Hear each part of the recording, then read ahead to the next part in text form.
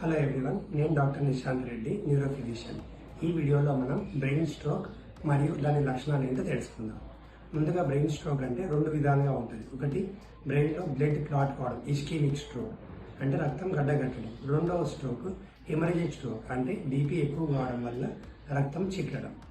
దీని లక్షణాలు ఏముంటాయంటే మెయిన్గా చెయ్యి కాలు వీక్నెస్ అంటే పెరాలసిస్ రావడం.